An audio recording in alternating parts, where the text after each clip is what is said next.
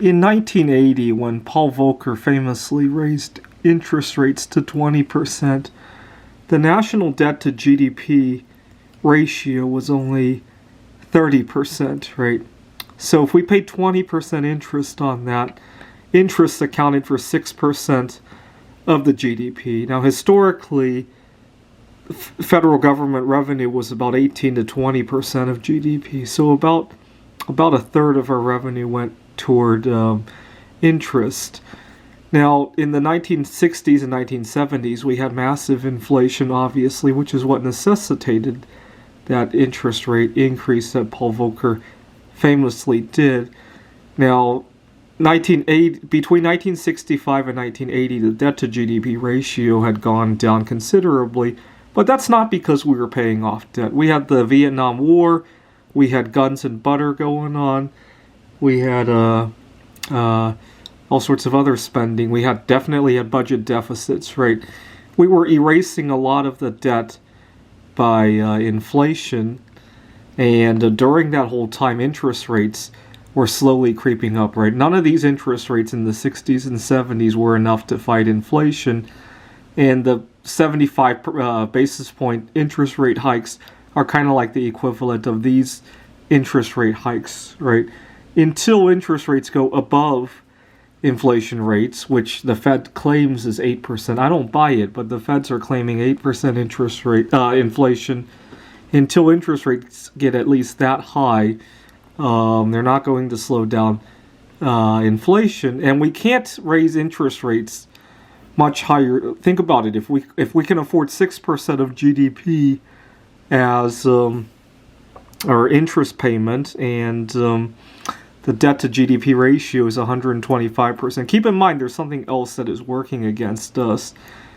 Back in the 1970s, a lot of our national debt was in the form of 30-year Treasury bonds. Today, most of it is in short-term 30-day Treasury bills.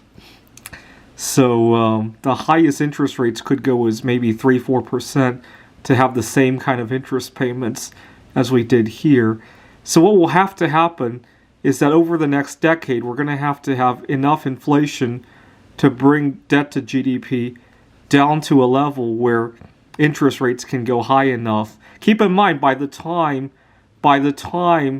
the national debt falls to 30% of GDP via inflation, the inflation rate could be much higher. It could be 40 or 50%, and interest rates have to go up that high, which means that the debt to GDP probably has to be lower before we can do something that equivalent to what Paul Volcker did, right?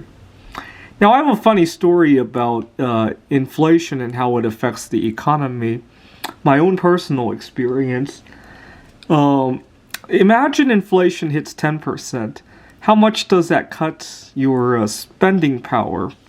Well, I have an analogy I like to make.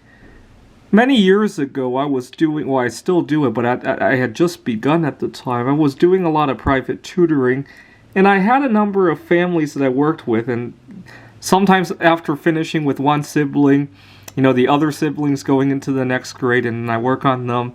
Now, I had several families that I had worked with for a year and a half, 2 years, and you get this rapport, and it's hard to raise prices, right? And in late 2015, going into 2016, going into 2017, fuel prices were going up considerably. I mean, certainly not to the level they are today. But I distinctly remember toward the end of 2015, Christmas 2015, I distinctly remember paying $1 something a gallon for gas because I had taken a road trip back home to family. That's when I started working with these families. Toward the tail end of working with them in 2017, now gas prices were closer to $3, if I remember correctly. I hadn't raised prices on them. And I remember I was trying to save up some money to use for a vacation. I had each year I was competing in a computer Olympiad in the Netherlands, and then usually I like to take a side vacation to Poland, Warsaw and Gdansk Bay. And I remember thinking that gas prices had gone up. Now the money I was collecting from the tutoring, a larger portion of it was going to pay for the gasoline just to get to their home. And And with gas prices going up, the Polish zloty was also, their currency was also considerably more expensive because the main industry in Poland is copper mining.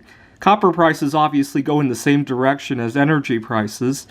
And so not only was I keeping fewer of the dollars that I was collecting, each dollar wasn't going as far, at least in terms of my trips to Poland.